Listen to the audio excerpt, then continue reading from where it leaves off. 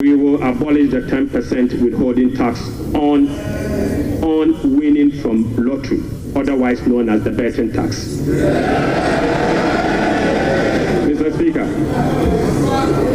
we will abolish the electronic transfer levy, e-levy of 1%.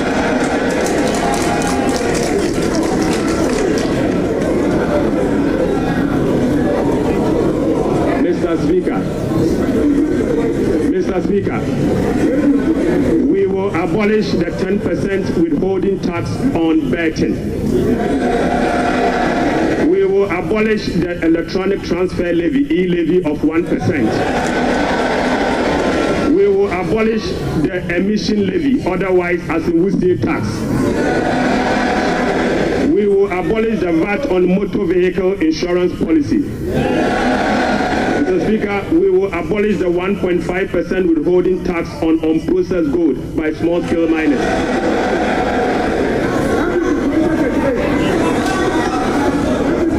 Mr. Speaker, the removal of these taxes will ease the burden on households and improve their disposable income.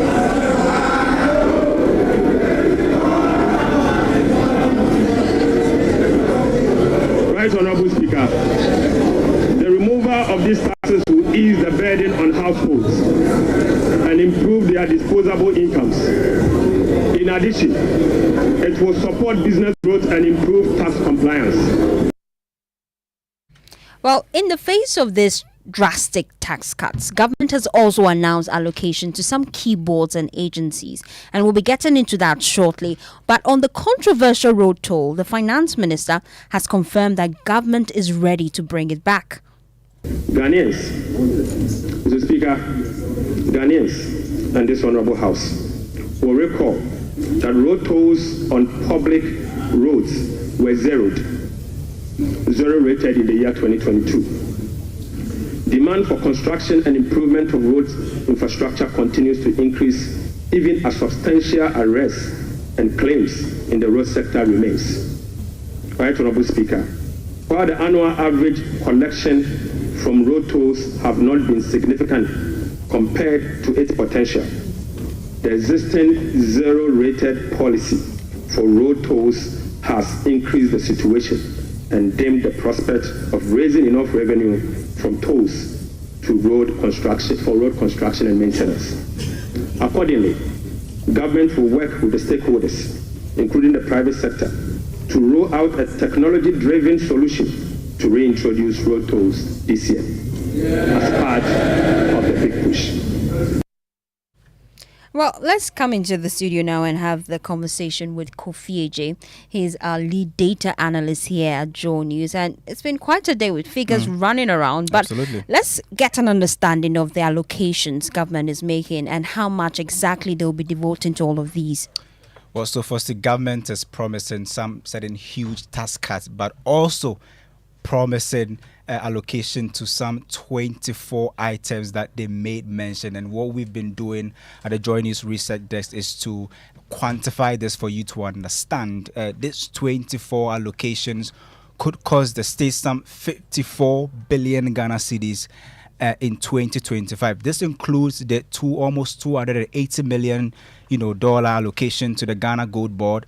Also, the Big Push program will enjoy 13.85 billion Ghana cedis in 2024. No academic fees for university student policy. The amount allocated is almost 500 million Ghana cedis. Free sanitary pads, project will cost the state almost 292 million Ghana cedis. Akosombo Dam spillage support 242.5 million Ghana cedis. The tidal wave disaster support. Remember that the president told the finance minister to allocate money for this 200 million. We'll go into that. They say that they will keep the free SHS promise and they will keep the program at a cost of 3.5 billion Ghana cedis this year. Now, let's go inside these 24 items and go. The teacher training allowances will not go away. Also, the nursing training allowances will not go away. Government is budgeting 203 million Ghana cedis for the teacher training lines, allowances, and nurses will take some 480 million Ghana cedis. We just celebrated the International Women's Day. They are dedicating some 51.3 million Ghana cedis for the Women's Bank. This is the seed money. We understand the minority are actually coming against it. They say that you need a minimum of 400 million Ghana cedis to start a bank, and so it will be better for the government to tell the nation that they don't have money to start the Women's Bank. The National Coders Program will also take some 100 million Ghana cedis in terms of allocation and monthly allowances for assembly members. Just yesterday, they had a press conference demanding for this in the budget. According to the finance minister, they also have some 100 million Ghana cedis. Now, let's go back to the tax cuts, because even before government could achieve that, they need to do some reforms. I'm wondering, what specific acts do they need to touch to pave way for that? Huge reforms, and the finance minister went to parliament asking for review or amendment of 10 separate acts, and all geared towards revenue mobilization. I'll run you through some of them. The Energy Sector Levies Act of 2015, the finance minister is seeking an amendment to that. Cocoa Board, which is railing in debt at the moment and losses, the government is looking for to a review of the Cocoa Board Act. And then also, if you look at the Ghana Education Trust Fund, the GET Fund, the finance minister is looking for an amendment to that, as well as a host of other, acts. What we are also learning is that government wants to uncap the GET Fund as well as the NHIL, and we have been doing the math, and we say that if government is able to make these two taxes available for their intended purposes, they could be raking in some, 18 billion Ghana cedis in 2025 alone. Thank you so much, Kofi J, for bringing us that update. Well, let's get on phone lines now and speak to Dr. Gideon Boakum. He is Member of Parliament for Tano North, and he's Deputy Ranking Member on the Finance Committee of Parliament. Thank you so much for your time. I just want to get an understanding. Immediately after this budget presentation, the minority side of the House, your side of the House, you held a press conference, and you are refuting claims that your administration implemented the controversial betting tax. How is that even possible? Well, I guess you give me the opportunity to come to other things. It's unfortunate that you read or listen to the finance minister, you see a lot of deception in the information that he put out. The finance minister had made mention of the fact that they will abolish the 10% withholding tax on lottery winnings, and say otherwise referred to as betting tax. It's two things. It's either the government is not committed to scrapping the betting tax, hence the confusion they have created in the minds of people, or in actual sense, he didn't mean the betting tax.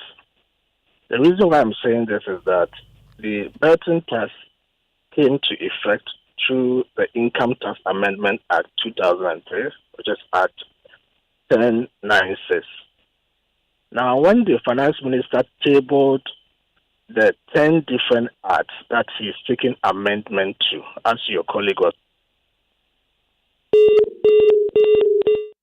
to have lost Gideon Boakum. He is Member of Parliament for Tano North and ranking Deputy Member of the Finance Committee of Parliament. He was just giving me some clarity. If you just tuned in, this is Top Story. We're just discussing some of the key issues that came up today post the budget presentation. We're getting to hear from the MPP side of the House, because after that budget presentation, they held a press conference and they are refuting claims that their administration implemented a controversial betting tax. We know that tax was introduced in the 2023 budget, and so we're just getting some clarity as to what exactly they're saying. And there are lots of issues that are coming up, really. He was raising concerns about what the finance minister said and their plan to abolish the 10% withholding tax on winnings from lottery and otherwise known as betting tax. I still have him back with me now. Gideon, you were just making that point. Clarify for me why exactly you're making that point. The point I was making is that the Income Tax Amendment Act 2023, Act 1096, had three main components: the betting tax, which was a 10% tax, the 20% tax on gross gaming revenue, and the 10% withholding tax on lotto winnings. Now, the betting tax was implemented, what we normally call the betting tax. But the 10% withholding tax on lotto winnings was never implemented. And that is what the finance minister stated in the budget, that they will abolish the 10% withholding tax on lotto winnings, otherwise referred to as betting tax. So here, the finance minister is combining two different things. One was never implemented. And then the main one he makes a subject is the 10% withholding tax on lotto winnings and puts into brackets betting tax. So the former finance minister said, look, the tax that you are seeking to abolish, for which you refer to as betting tax, was never implemented. So this is the clarity that the finance minister ought to bring to bear. It is either they intentionally combine the two to confuse people, and the reason why we have that suspicion is that if indeed the finance minister intends to abolish the betting tax, in the 10 acts that he is seeking to come to Parliament to seek amendments for, he should have included that. But the act that gave birth to the betting tax was never included.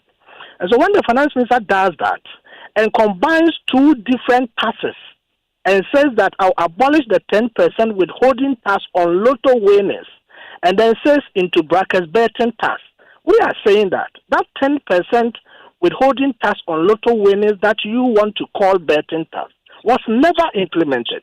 So that is where the confusion comes. And the confusion is created by the finance minister. And rightly so, because he failed to even mention in the act that he's bringing to Parliament the Income Tax Amendment Act, which gives birth to the betting tax. So that is exactly what is causing that confusion. Stay with me, Doc. Let us just fact check some of the claims you're making. And Kofi AJ is still with me, a key member of our research desk here at Joy News. Kofi, what are you finding? Well, so for say, it's actually inaccurate to say that the two taxes are the same. They are different taxes, and per our findings from the 2024 budget as well as the mid-year budget, the two taxes are different. The first one that was introduced was the betting tax, and then the government decided to expand the tax net to include some 1,200 lotto operators in 2024, which the government found it difficult to include this group. So it will be inaccurate to say that betting tax or lotto tax, because the lotto aspect of the taxes on the games of chance was never implemented according to our checks. Thank you. So I don't understand when he says it is inaccurate. He's saying the same thing I'm saying. I'm saying that we're on the same page, Doc. Now let's make progress. I thought you said what I was saying. We're on the same page. Okay. Now let's make progress. Hold on with me. Let me come in at this point in time. I want us to make progress on this issue, and we're just looking at the picture the finance minister painted of the economy you left behind as previous managers of the economy. He said that total central government arrears stands at a staggering 67.5 billion cedis. Now, this is excluding key issues like the 1.73 billion cedis that you previous administrators owed independent power producers. Then there's the issue with ECG, where you left behind some 68 billion cedis in terms of debt. And then there is Cocoa Board, 32 billion cedis debt as previous managers of the economy. Aren't you really disappointed? Can I quickly say a word or two on the taxes and then I'll move on to this one, if you indulge me? Yes, please. So one other deception, and all of you have been caught up in that deception. The finance minister ended reading the budget, creating the impression that he is seeking to abolish 6 different taxes, i.e. emissions levy, withholding tax on lotto winnings, VAT on motor vehicles, e-levy, 1.5% withholding tax on export of gold, and then COVID-19 levy. I am saying to you on authority, 3 of those 6 taxes the minister mentioned are never in existence. 1, there is no emissions levy charge on anybody in this country. So something that does not exist. Why did the minister say he is going to abolish it? 2, There is no one charged with holding tax on lotto winnings in this country. Why did the minister say he's going to abolish that? Then 3, as we speak, there is no VAT on motor vehicle insurance in the country. Why did the minister tell Ghanaians that he's going to abolish this? When these 3 taxes are non-existent, in actual sense, only 3 taxes are what the minister is seeking to abolish. But in turn, they are introducing 4 different taxes. So they are seeking to abolish 3 and introduce 4. And the 4 they are introducing is the growth and sustainability levy. That is increasing from 1% to 3%. And then also the sunset clause to extend it from 2025 to 2028, which is an imposition, because beyond 2025, that wouldn't be existing. And then the special import levy from 2005 to 2008, and then the non-life insurance, that is the removal of the VAT exemption. So he is abolishing 3 taxes and introducing 4. In fact, if you want to extend it and you add the toll, the reintroduction of the toll, the non-zero rated, that will make it 5. So that clarity ought to be brought to bear, that the minister sought to deceive Ghanaians by saying he's abolishing sales taxes. 3 of those sales taxes he mentioned are non-existent. Let's make progress, Gideon, and let's just look at what exactly your administration left behind. Prior to this budget presentation, you were concerned about the finance minister painting the actual picture of the economy you left behind, and he has done that. As a Ghanaian, I am highly disappointed. As previous managers of the economy, what exactly went wrong? Nothing went wrong. What actually happened today is also a vindication of the fact that the government that this government inherited did not leave the economy in a sick state, as they sought to claim. Now today, the finance minister has been forced to speak to the data by suggesting that the economy grew by 5.7%. The economy that he said was in coma grew by 5.7% in nominal terms. That is 1.2 trillion. Never in the history of this country has any government left. Doc, let me come in at this point. There are key issues you also raised about the number of debt we have to clear as a country. When it comes to independent power producers, we're owing them $1.73 billion. When it comes to ECG, we're owing 68 billion cedis. Cocoa Board is also in debt. Let me come to that. Did you hear the finance minister, after mentioning all these debts, come to say that they are yet to audit those figures? How can the finance minister of a country like Ghana go to parliament to present figures that are not audited, that cannot be found within the government system of this country? That is scandalous. It doesn't happen anywhere. And that is why, when it came to the overall gross public debt, you realize that he couldn't add all of these to the gross public debt, but mentioned the figure as recorded by the Bank of Ghana and the IMF in December 2024. And that is why, when it came to the debt to GDP ratio, you see the finance minister smartly never mentioned the debt to GDP ratio, because he realized that it defeats the lies that he was trying to put across. So he mentioned all kinds of arrests, all kinds of things that he has received, these claims from contractors. If you are a new government and you come to office, all manner of people come to you with claims of debt that they are owed. It is the responsibility of the new government to sit down and audit all those claims to ensure that truly they reflect the picture on the ground. The project they said they did they actually do it? In actual sense, did they have commencement and all of that? The finance minister, after lamenting all of this, subsequent in the paragraphs ensuing, came to say that these are yet to be audited. If they are not audited, if they cannot be found through the government system, which is the point for verification of all this data, what is the business of the finance minister putting this out when in actual sense they have not been audited? But that is not to suggest that this government never left debt. That, if I say that, I will be dishonest. Okay, so let me bring there is in some amount of debt that is left for the next government, just as they left debt for the previous government. Thank you, but Gideon. They have to be Thank truthful. you, Gideon. Please, I have to cut you at this point. Thank you so much. But let me bring in Richard Echampong. He's the second Deputy Majority Whip. He's also Member of Parliament for BI8. He's currently the ranking member on the Budget Committee. Thank you so much, Richard, for your time here on Top Story. We've just been hearing from Gideon Wakun say that you are abolishing taxes that do not exist. Clarify for me, is that the case? Thank you very much, my sister, for the opportunity.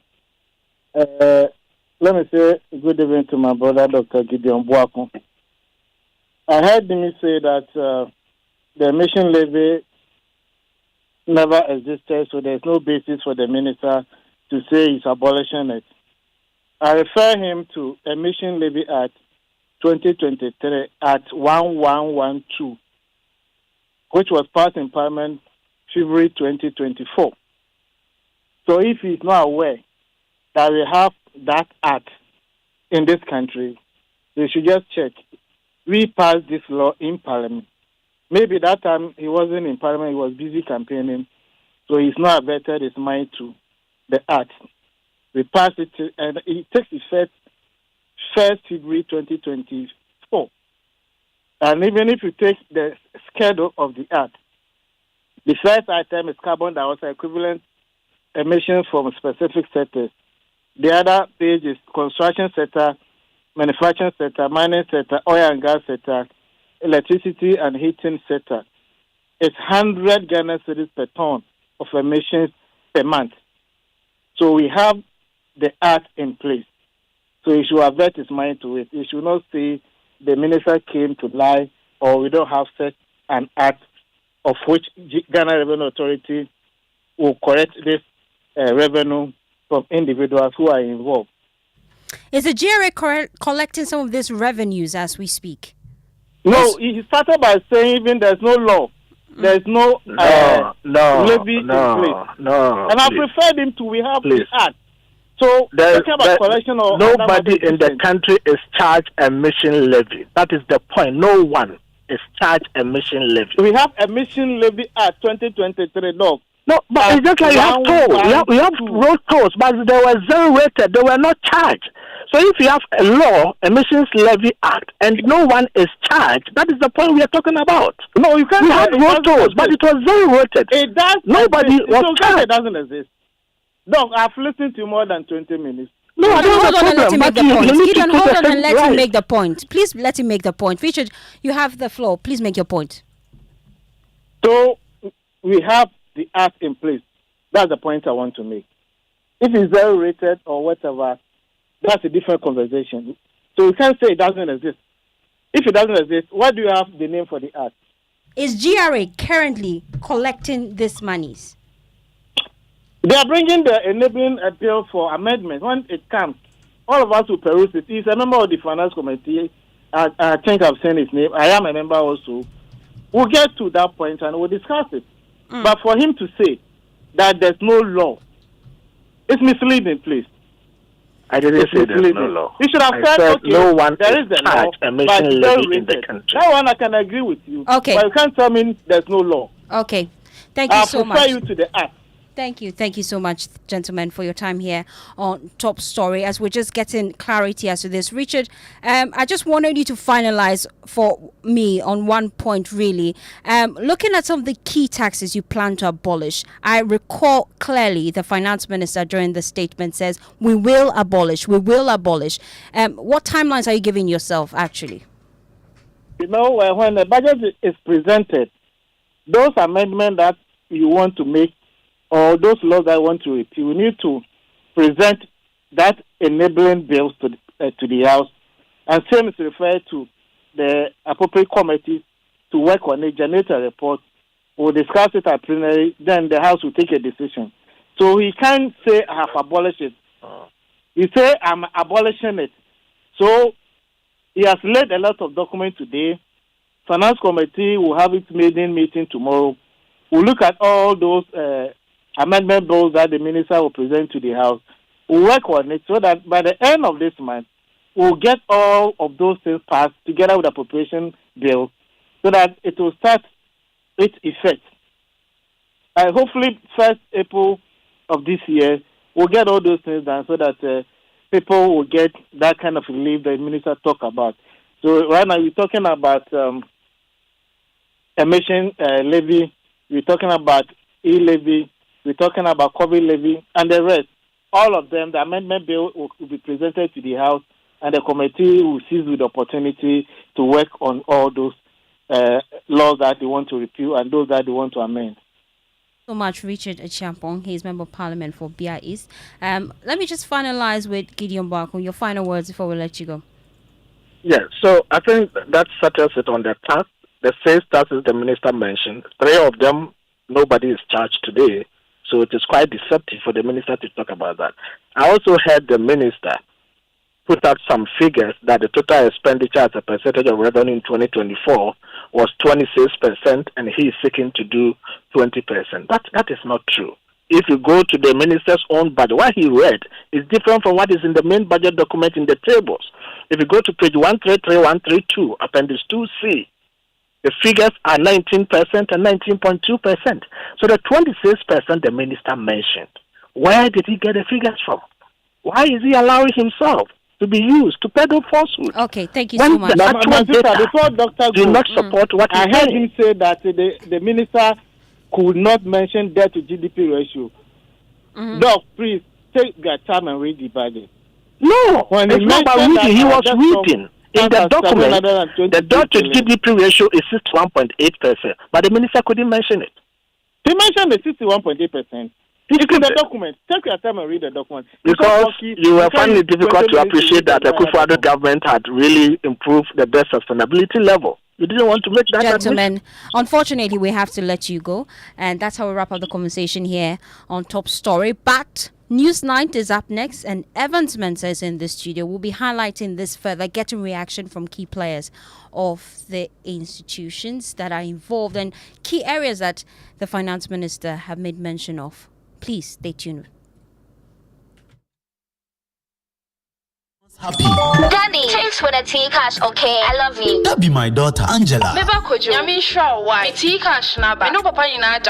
Say I go take care of my parents, it be my duty. Say make I pay my bills. I dey use Telecel cash. The suppliers for my shop there. Hello boss, I get a Telecel cash alert too. They deliver the things right here. I dey make them happy because I fit pay them directly to my merchant number for any network talk. Then sort my people out with Telecel cash for free. If one of family parties, then business partners they happy. It be them make one a connection strong. Carry Telecel cash, send money, give your people for them a Telecel cash wallet store. Any day, anytime. It be free. Make you save money. Tap cool. Then make your menace smile. Anytime you go carry Telecel cash, send them money. Telecel, connecting energies.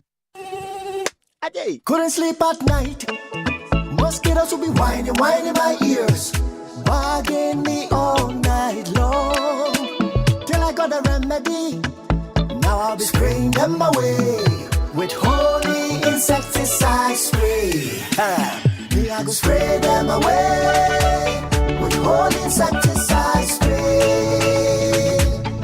When I sleep, me dana mada with holy insecticide spray. Holy mosquito coil, holy multi-purpose insecticide spray. Dana kron kron. For bulk purchase, call 0302 681582. This advert is FDA approved. Why settle for less when you can have it all? Get the KFC Burger Deal, the ultimate combo of flavor and value for just 55 Ghana cedis. With the KFC Burger Deal, you get your choice of a Zinger or Colonel Burger paired with a refreshing drink. Head to your nearest KFC today and grab the KFC Burger Deal for just 55 Ghana cedis. Big bites, small spend. Only at KFC. Remember, this offer is only available for a limited time only. KFC is finger licking good. They were sentenced, but their stories were never told. Amina Bukhari Amin. No! Amina, you have to. Don't let me go. I don't want to go. I don't want to go, please. Amina, you have to. Please, Amina, you are free. You have to.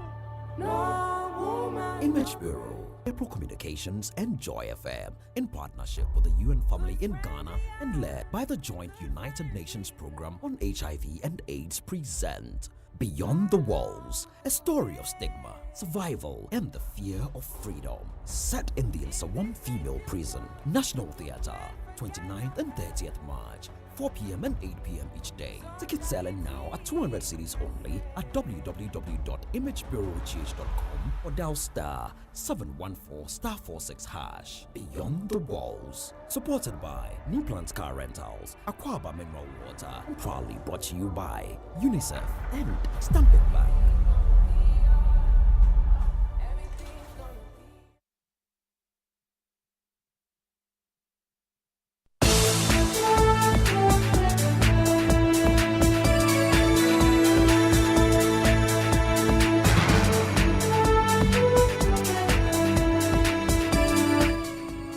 Well, on Newsnight tonight, government announces sweeping reforms to the tax regime to put more money in your pocket, as it announces a task force with a mandate to reduce VAT rate for households and businesses, and also to exempt micro and small scale businesses from collection.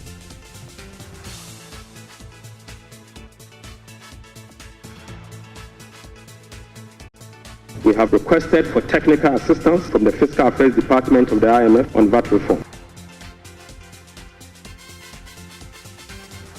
We'll hear from business community. Also tonight we have been soliciting your views on the budget statement that was read in Parliament today. Funny,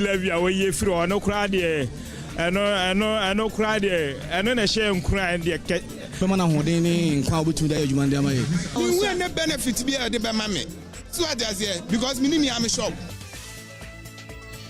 We have the latest for you from the 2025 budget. Also tonight, senior education figures call for bold rethink of the free SHS policy, urging government to allow parents to contribute financially to the sponsorship of the scheme, as the finance minister announces a dedicated funding source for free SHS.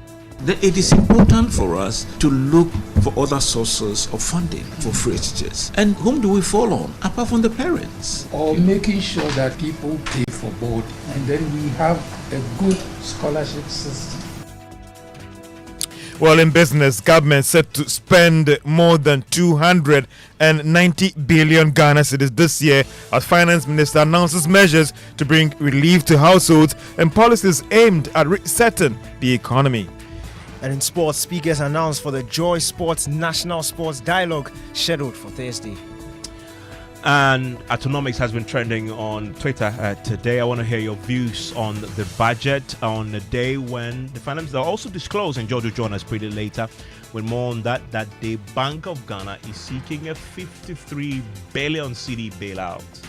We'll tell you more about that all here on Newsnight.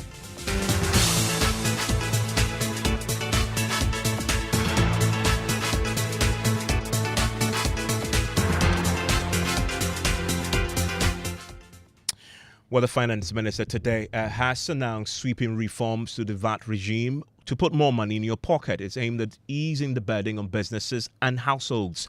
Key amongst the measures is a planned reduction of the effective VAT rate, the scrapping of controversial COVID-19 levy as well. Now, to spearhead these reforms, a VAT reform task force will be established to engage stakeholders ahead of a comprehensive review with technical assistance from the IMF set to begin in April. Now, this is in line with government's promise to ease pressure on businesses and give them room to grow.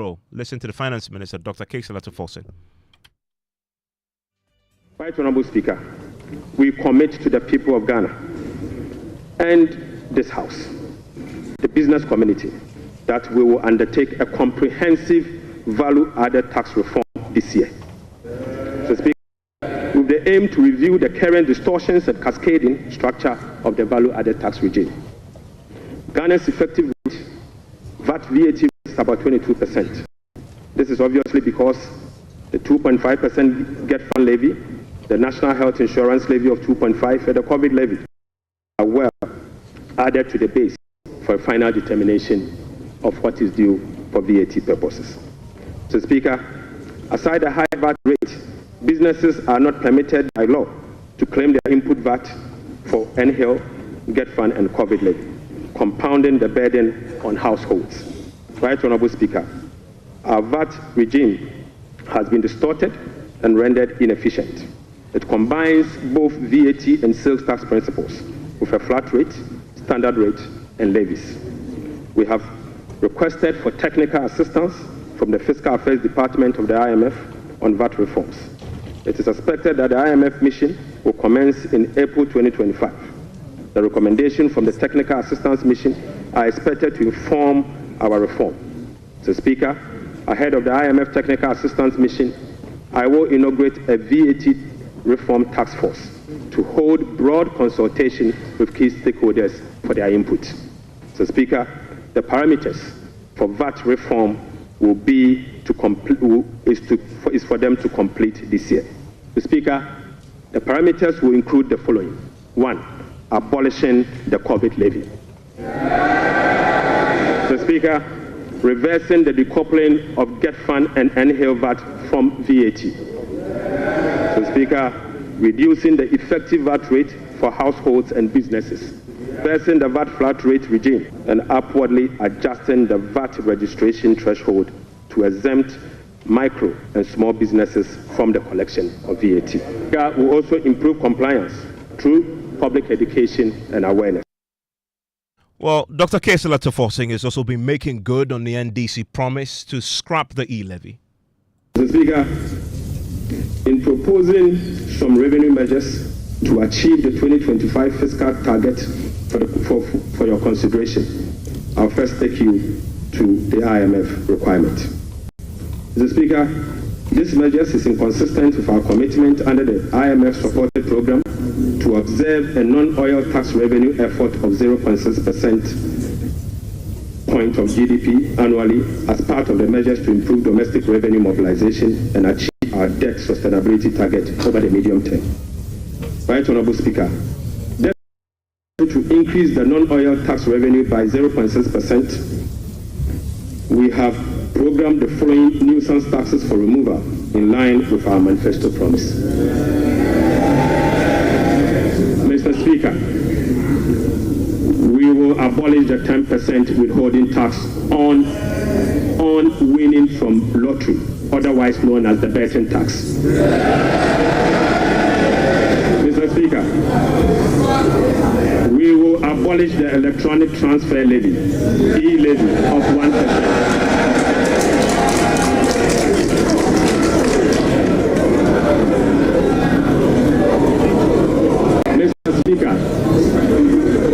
Mr. Speaker, we will abolish the 10% withholding tax on betting.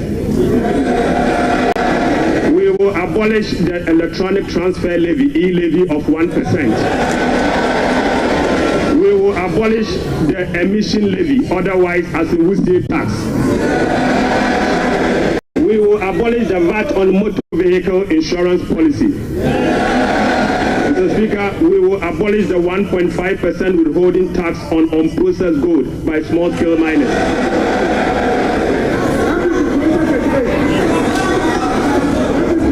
Mr. Speaker, the removal of these taxes will ease the burden on households and improve their disposable income.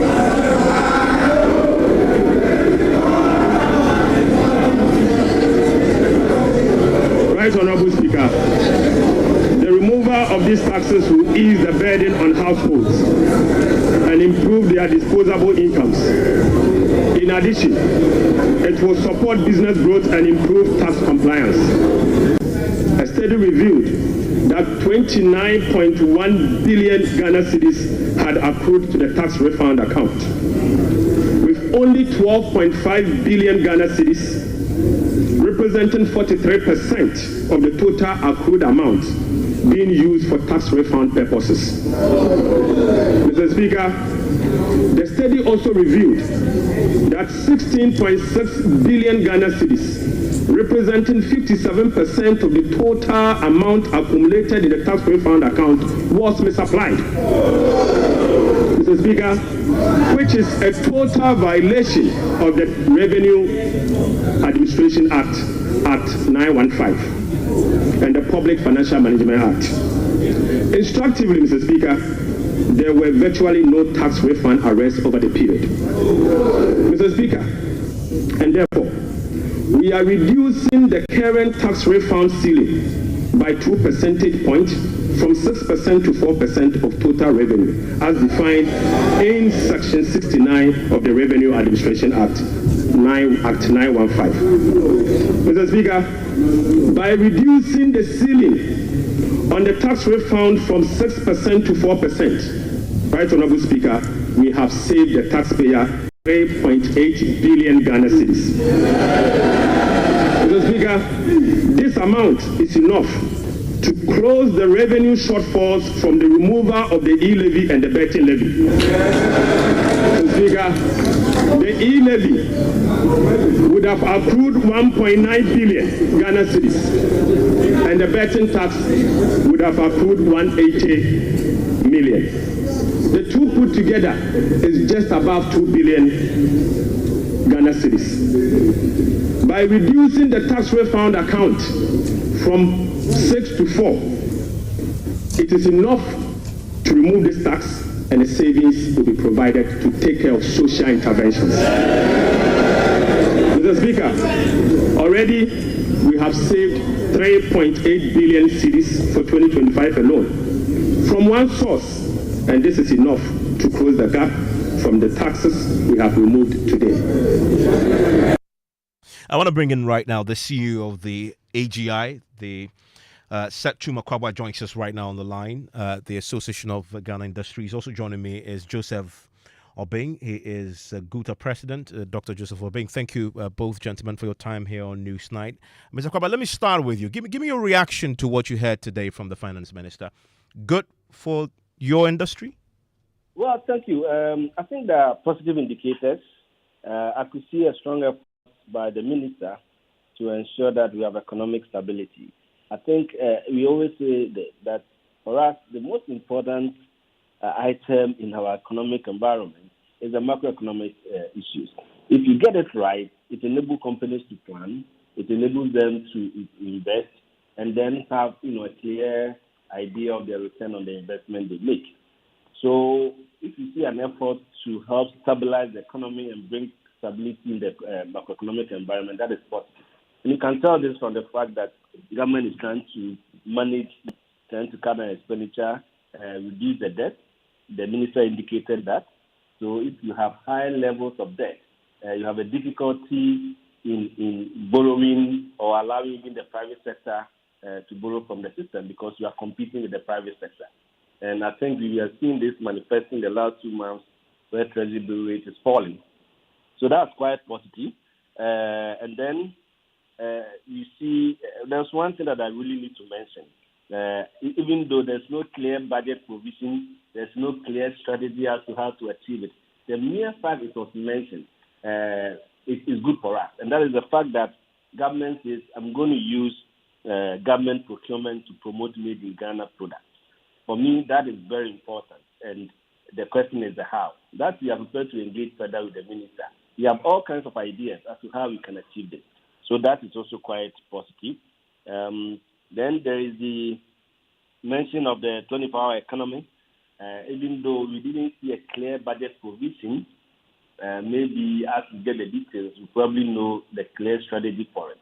But the fact that it's mentioned and it's one of the key areas, we have engaged Mr. Guzitando on the 24-hour economy. And I think his proposal or his thinking is that it must be something relating to the value chain.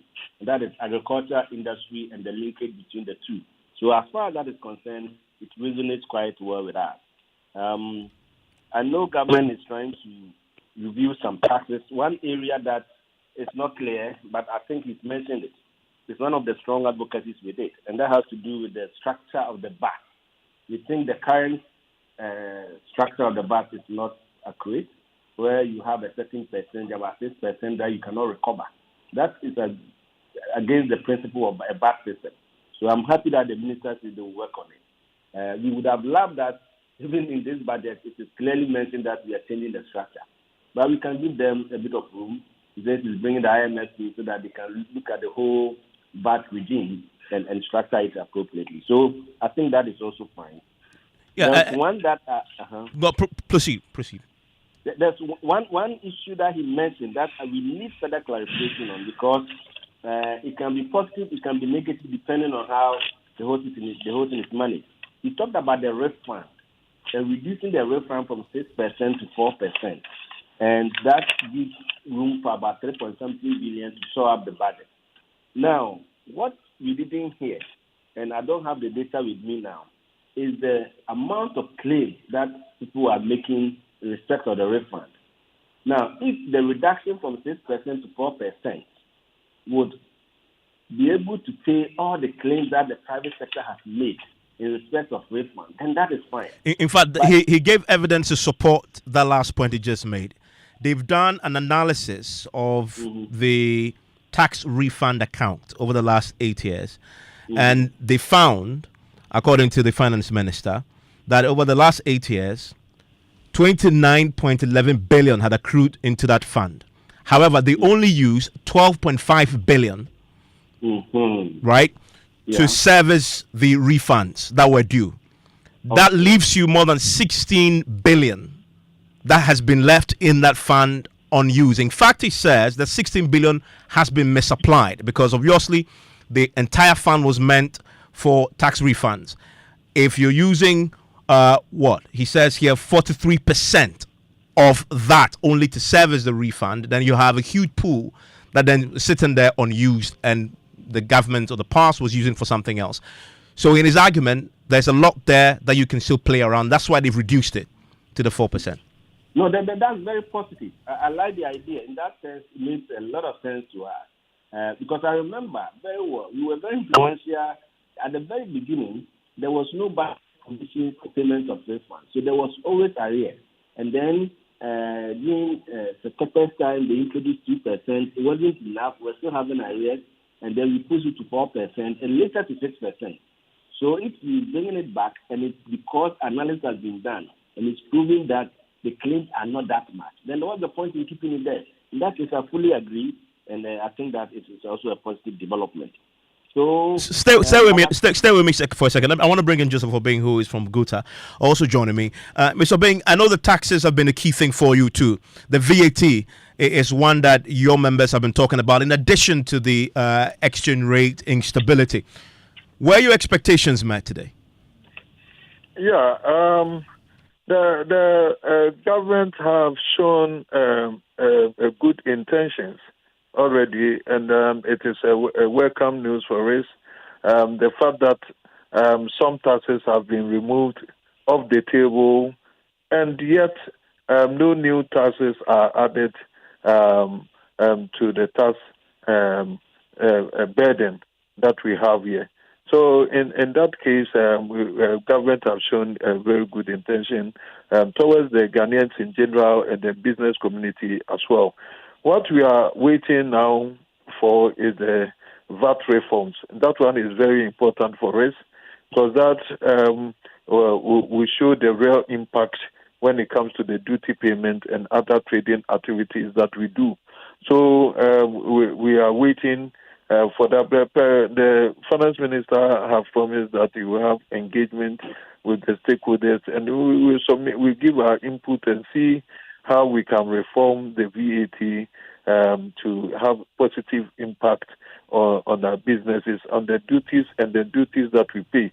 He said today specifically that this task force that he has formed has been mandated to reverse the VAT flat rate regime. Is that something that you would ask for? Yeah. So at this moment, we cannot say anything until we meet and then put the issues on the table so that we can dissect and see what the best option to go. And so it will be too early for somebody to say we are going with it or not. So we have to go put it on the table and see how best and how simplified it will be for all the players in the business sector. So I think everything is on course. We can only wait. And then also we are the government have shown preparedness to rationalize expenditure, which is also very welcome. The issues of procurement being reformed and all that is something that we've been talking about. Then when you talk about the non-tax revenue, we have left that side. Extractive industry have been there, and it's a rip-off for the nation. And so I was very happy when we started talking about the non-tax revenue areas like the extractive industry, where he has they have taxed them 3% on the growth and sustainability levy. And so it's very important so that we get a chunk of our tax revenues also from these areas. The Women Bank is also a welcome news where seed money have already been provided. It's going to help our women. About in the informal sector, the women dominate that area, and it's going to help them replenish their diminished capital. I mean, Mr. Chumakwaba, let's look at the trickle-down effect of what you heard today. Will this inure to the benefit of your members? Will this lead to growth in the manufacturing sector, the local manufacturing sector for businesses? Can you please come again?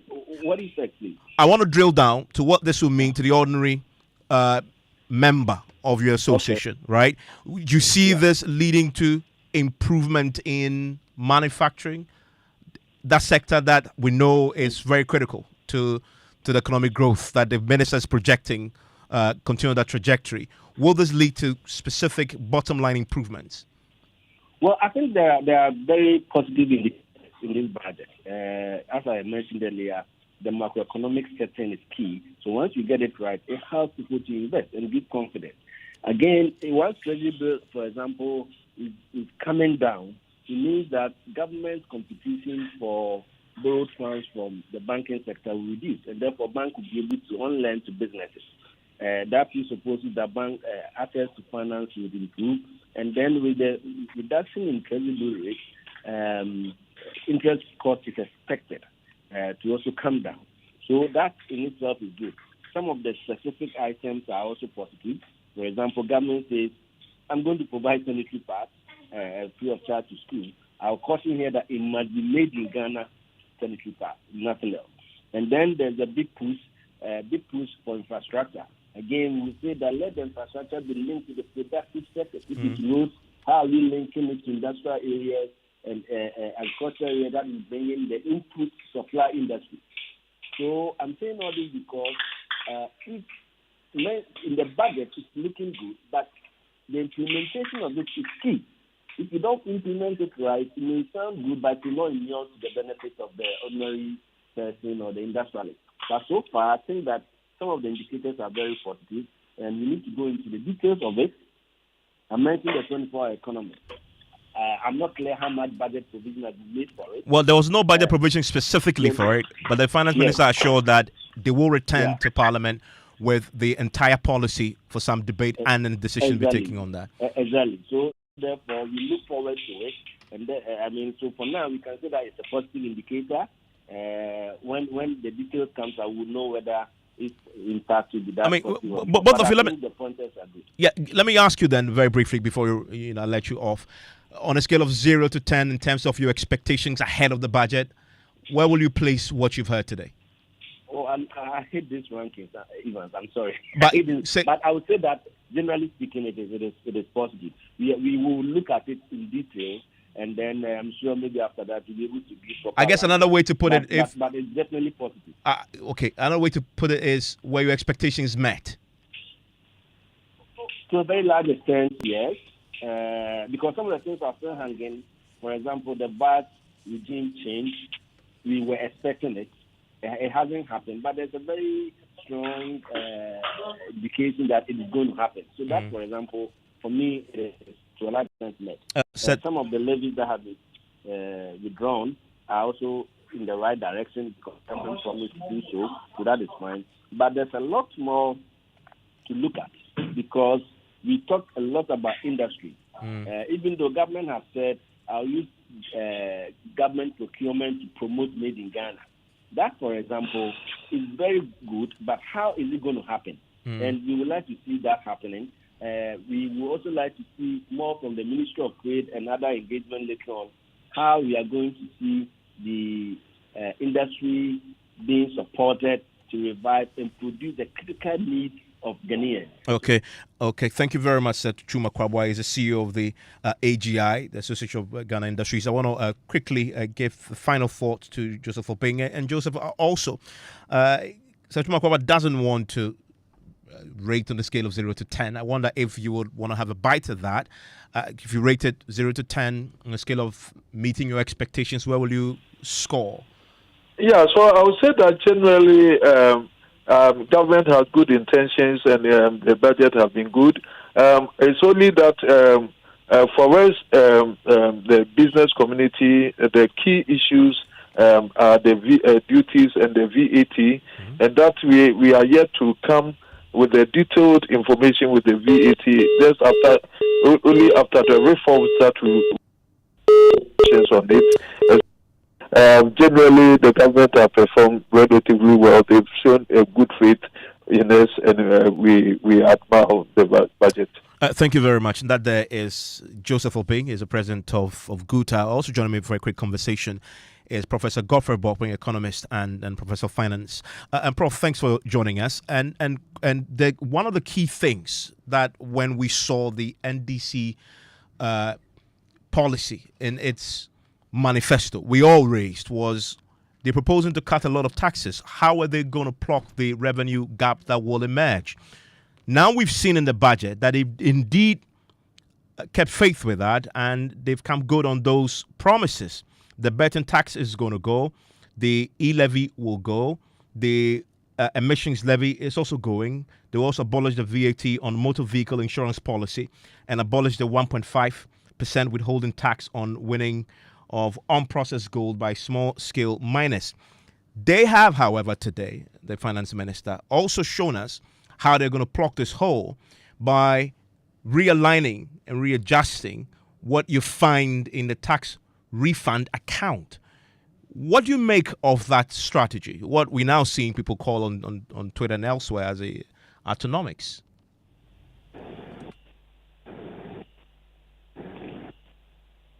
Hello, Prof. Bopwing. Yes, good evening, Evans, and good evening to our terrorist listeners. Yes, our government has kept their word largely. I want to begin by saying that in the last 4 years, this is the only budget that largely mirrors the expectations of Ghanaians and the business community. That there are not drastic surprises in terms of burdening businesses and households in the name of recovering from COVID-19, Russia, Ukraine, and all of that. I think what this budget has done is to put all of that behind us now and to face the reality of looking within, rationalize expenditure, look at low-hanging fruit. How do we ease the restrictions on the growth drivers of the economy? And I think that is what the budget has done. I perfectly associate with the expression of Ghanaians who think that more could have been done. But if you look at the deficit and the arrears from 2024, the arrears we have to settle from cocoa board, energy sector, and all of that, the budget has to navigate a delicate balance between meeting these commitments and making provision for them whilst you reset for job-rich growth. So we cannot, I am not expecting so much in terms of resetting parameters and the necessary resource allocation from that, because you need to start from somewhere. And I'll give you a couple of reasons to support what I'm saying. Hello? Yes, Prof. I had indicated on your network that our own preliminary analysis indicates that government missed its fiscal target for 2024. In fact, the revised fiscal target of 3.5% from 4.7% of GDP will be missed. We indicated that. In fact, our calculation suggested that we're doing more than 6%. The Minister of Finance today told us that the provisional figure is putting the fiscal deficit at 7.9%. That is huge. What that means is that instead of recording a primary surplus, which had been programmed for 2024 to be 0.5% of GDP, we are not going to get that positive balance. We're actually going into a deep negative position. Now, if you put all of that together, then you are looking at a budget that responds to the past and also makes provision for the future and carry households and businesses along. So it's more of a delicate balance. And I want to believe it's part of the reason why some fine details are not in the budget, but will have to be discussed with stakeholders. And I agree with the AGI boss about using the procurement system to promote made in Ghana and all of that. I believe that government would engage with businesses, AGI, and the rest of them to see how we make this work, because I'm looking forward to it. And Prof, one thing I know you've been campaigning about since we started experiencing that economic crisis that led us to default on our debt is government cutting expenditure. Yeah. Today, you've seen the first budget of the John Mahama administration. Did they meet that expectation? Look, I won't say they totally met the expectation, but I want to congratulate the president. It's not something I do very often, but I want to congratulate the president and the Minister of Finance for responding to the cry and the concerns of CSOs and academics. In the last 3-4 years, we have been talking about cutting wasteful expenditure, looking at the overall size of government and all of that. In fact, when COVID struck in 2020, when we did analysis, it was one of the low-hanging fruits we felt that the government could have used in meeting taxpayers halfway, rather than just shifting the burden to just taxpayers by introducing all kinds of taxes and all of that. So I congratulate the president. I think we could have done better, but it's a good point to start from here. Even if you look at overall government expenditure for 2025 and you compare that to 2024 progress from that line, as I had indicated, beyond the central government, I want the president to pass through or mainstream the concept of least cost approach to public service delivery across central government and state-owned enterprises. So when it comes to ECG, Cocoa Board, and the rest of them, they need to buy into that vision, and that's what makes you a leader. How do you appoint people across ministries, department, agencies, and state-owned enterprises to have the same vision and consciousness that drives how they manage ministries, how they manage departments and agencies and state-owned enterprises? Because you see, as the minister presented, you see the pass-through of inefficiencies from state-owned enterprises manifesting explicitly in public debt formation. So when you talk about ECG, there is billions of cedis. When you talk about Cocoa Board and the rest of them, and in fact, if you check from the state interest, the reports on state-owned enterprises, quite a good number of them are turning red in the bottom line. Losses that you and I one day will be called upon to pay. Yeah, and the minister gave us a bit more detail about those. For example, 68 billion owed by ECG, 32 billion owed by Ghana Cocoa Board, 5.75 billion owed by the road fund, and a lot goes on and on and on. Prof, thank you very much. This is obviously something that we're beginning to unpack a bit more, and we'll re-engage on some of the other key details. I'm grateful that you joined me, Professor Godfred Bokwing there, economist and professor of finance. And George Afe's joining me in the studio with a bit more on this. George, one of the things we haven't mentioned is the revelation today by the finance minister that the BOG, the Bank of Ghana, the central bank, is actually asking for a bailout.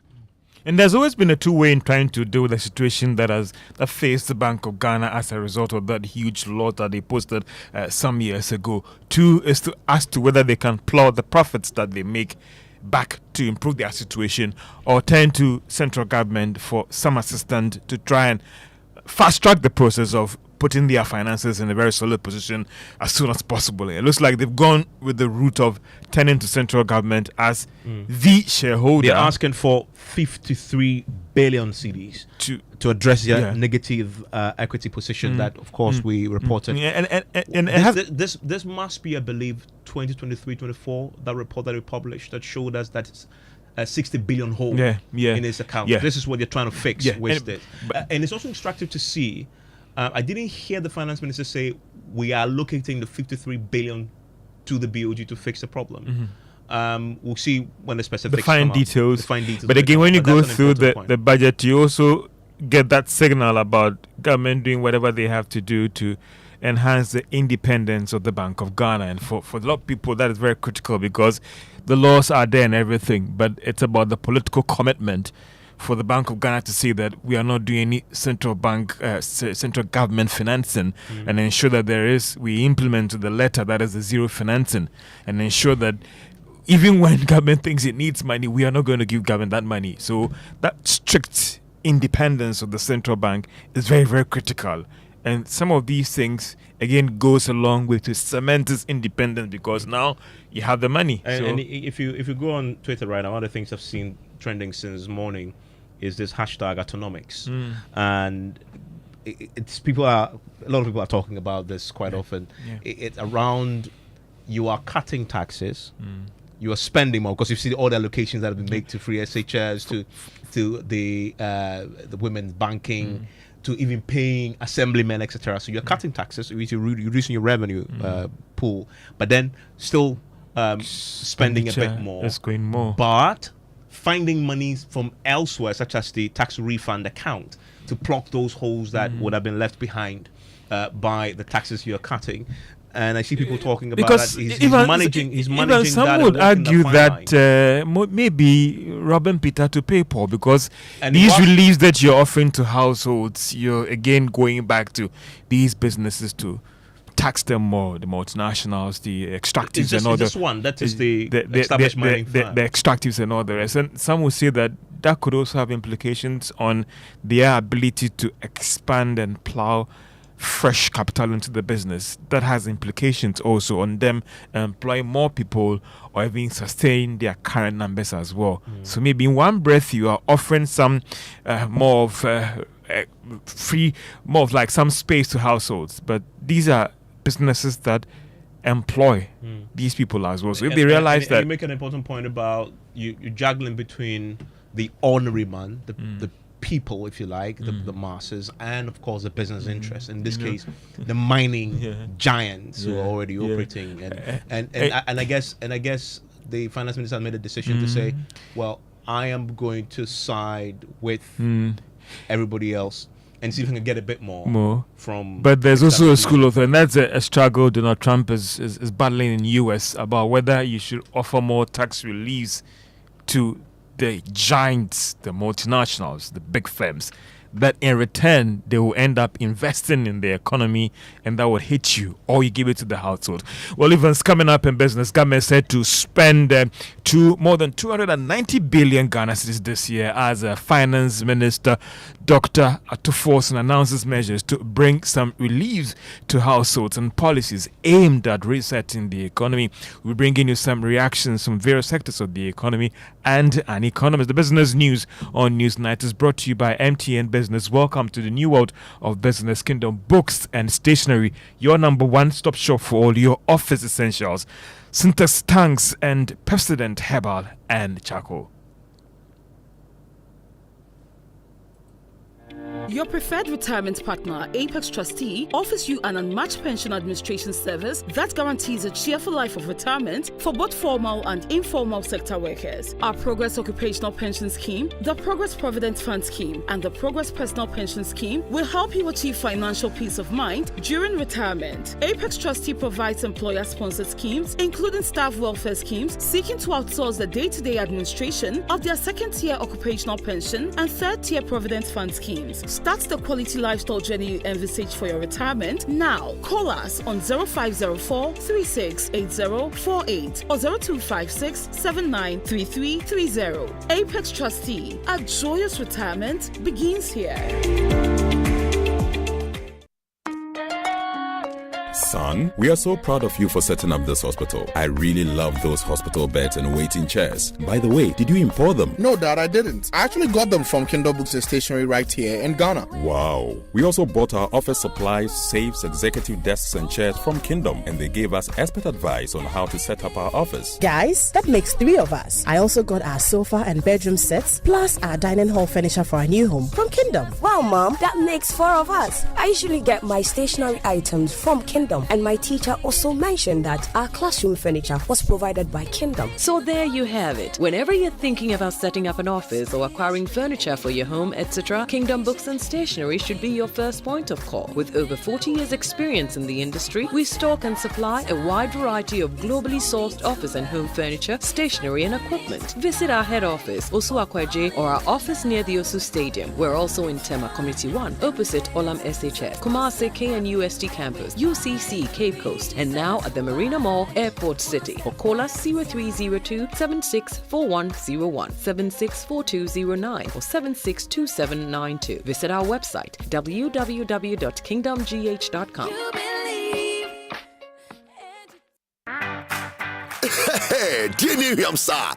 And stay soft concentrate fabric softener. I was such it move. Just send it this way. You are it's now watch. New units now watch. No be a baby some some demoni in us. Dini Yamsa. Fair quiet, yes, in Biara Association Ontario. Use stay soft and new units now watch. Nani boss to tap from cry. A fabric softener. And ye near say, sir. Choose to stay soft. No who's so say no. FDID a garden cratu yatu.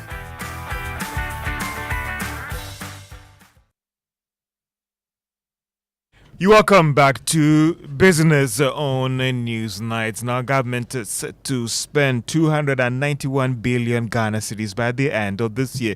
Now, this was announced by the Finance Minister, Dr. Atuforsen, in the 2025 budget. The following report highlights the government's fiscal situation and revenue for 2025. The total amount that government is seeking to spend this year represents some significant increase over what the country spent in 2024 of about 250 billion cedis. Based on this data that the Finance Minister Dr. Atuforsen presented in Parliament today, government is hoping to raise some 228.8 billion cedis in revenue and grants for 2025. As a result of these estimates, the country will end 2025 spending 50 billion cedis, more than what it will realize in revenue and grants. The Finance Minister has also introduced several measures that he believes will go a long way to improve Ghana's position when it comes to tax to GDP ratio. The Finance Minister will also be reviewing some of the country's financial management acts that will make more money available to government to spend in some critical sectors of the economy. Dr. Atuforsen also announced several reforms to the value-added tax to deal with what it describes as distortions. In a related development, government is projecting a growth rate of 4.4%. It is also hoping to end the year with an inflation rate of 11.9%. He also believes the country will end the year with a gross international reserves of not less than 3 months of import cover.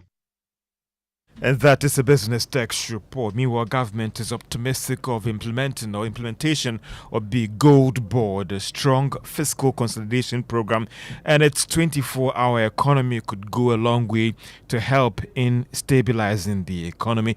Let's do some reactions to the budget. A member of Parliament for Fuasia Yebi and ranking member on the Economic Committee of Parliament, Kujo Nkrumah, is actually indicating that government has introduced 4 new taxes in the budget.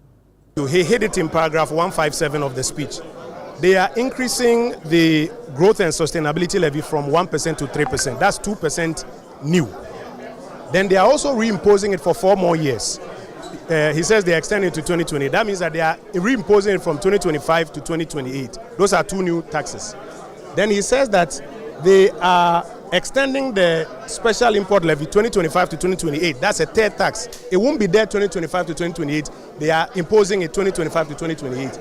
And then they are also now bringing the insurance VAT on non-life and non-motor. Those are in there. And this is what we're saying, that if we are going to do fiscal consolidation, the deceitful exercise of you cut 5 and you bring 4 at the back, or you cut 3 and you bring 6 at the back. That is exactly what they have done here. And that's the Member of Parliament for Fuasia Yoruba and ranking member on the Economic Committee of Parliament. In a later development, the Minister of Education, Harun Idrisu, tells journalists the budget has demonstrated government's commitment of financing the free SHS program whilst finding some innovative means to support the sector. Budget has also honored a major campaign promise of paying and absorbing the free academic facility or admission user fee for university students with the provision of the 490 million Ghana cedis. That means hitherto young students from poor backgrounds who are unable to accept admission and to enter tertiary institution will not suffer as a result of their inability to raise the money. Also in the budget are provisions to continue with abandoned GET Fund projects that were started as far back 2014-2015. Harun Idrisu is the Minister of Education. Let's hear the thoughts of an economist, Professor Patrick Usumin, who believes that government's ability to release funds to the local level and even the economy can be described as a good one. From a focus on revenue-based consolidation to expenditure-based consolidation. So you see that in the decision to reduce the spending even below last year's level, which is quite extraordinary. And it appears that government is doing this and then redirecting spending more to households by way of the number of transfers that were mentioned in the budget. Whether you agree with some of the transfer or not is a very different thing, but there's a clear shift to focus more on expenditure-based consolidation. Professor Patrick Usumin is an economist. Let's hear from an agri sector player, that is Edward Caro, who believes that policies towards the sector can be described as a good one based on what the finance minister has outlined in the 2025 budget. Certainly, if the golden age is determined by what we have heard today and what we've heard before, then of course I will say yes, we are in for the golden age. But I think that it goes beyond just the policy level. The difficulty will have to do with implementation. But if you look at the budget, it speaks to the hearts and minds and expectations of Ghanaians. You know, it also addresses, it's also a pro-poor budget, largely. It takes account of the people who are the majority in this country. An agri sector player, Edward Caro, and that's all for business on Newsnight. And George, thank you very much. Let's do some sports now. Did you hear anything on sports in the budget? No. We need to check. Maybe the no, actual... you didn't, because sector ministers will now be allowed to deliver their own budgets according to what we've picked up. Let's go straight into the sports stories. And the founder of Right to Dream Group, Tom Vernon, has been announced as one of the main speakers for the Joy Sports National Dialogue. The thought leadership program aimed at shaping the future of sports in Ghana is scheduled for Thursday, March 13 across English-speaking platforms on the multimedia group. The football executive with over 25 years of experience is set to speak on the subject of sports funding. Former Black Stars captain and founder of the Professional Footballers Association of Ghana, Anthony Bafo, is also scheduled to speak at the event. Bafo is also a football business manager and the former Deputy General Secretary of the Confederation of African Football. Speaking on the subject of sports infrastructure will be Rex Dankwa, an international sports consultant. He was the architect behind some of Ghana's most iconic events, including the 2008 Africa Cup of Nations, the Africa Games 2023, and the African Youth Football Championships in 1999. Moving on, Black Stars assistant head coach Desmond Ofe believes the team has learned from their mistakes and are ready to bounce back in this month's FIFA World Cup qualifiers against Chad and Madagascar. Ghana failed to win a single game in their 6 AFCON qualifying matches, eventually losing out on a place at the Continental Showpiece later this year. As we all know, it was a very painful moment for us not to qualify for the AFCON this year in Morocco. But we've learned a lot. We've learned a lot from the mistakes on and off the pitch, and we feel like we are very hungry to try and rectify the situation. And once again, it's through hard work and through working together. And so we are willing to work really hard to rectify those mistakes. You had Black Stars assistant coach Desmond Ofe speaking there. There will be Champions League action later tonight. Liverpool will host PSG in the second leg of their round of 16 clash. Liverpool lead 1-0 on aggregate from the first leg. The commentary will be live on Hits 103.9 FM. Thank you very much. Now, former Sanitation and Water Resources Minister Cecilia Dapa has told an Accra High Court that her domestic workers stole over $750,000 from her storage room. And the former minister was testifying for the first time in court since hearing began in 2023. Joining us is Lateef Idris, who was in court and filed this report. Husband of the former minister in May last year told the same court that he and his wife started storing money in their storage room some 20 years ago.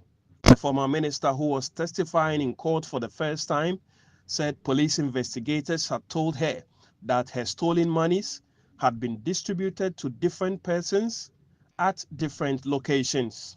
The accused persons, according to Madam Cecilia Dapa, stole 300,000 euros of her hard-earned cash, 300,000 euros. Madam Dapa also told the court that they stole 200,000 United States dollars from her. In a separate incident, they stole 210,000 United States dollars. And then there was also the Ghana cedis. That was 300,000 Ghana cedis and then 50,000 Ghana cedis. Madam Cecilia Dapa told the court that the accused persons stole 12 of my neck chains valued at $24,000 US. Again, the accused persons, according to Madam Cecilia Dapa, stole my gold bangles valued at 14,000. Again, Madam Cecilia Dapa told the court that the accused persons, quote, stole my gold earrings valued at 15,000 United States dollars. These are the valuables that Madam Cecilia Dapa has told the court today that these suspects stole from their home at here in Accra.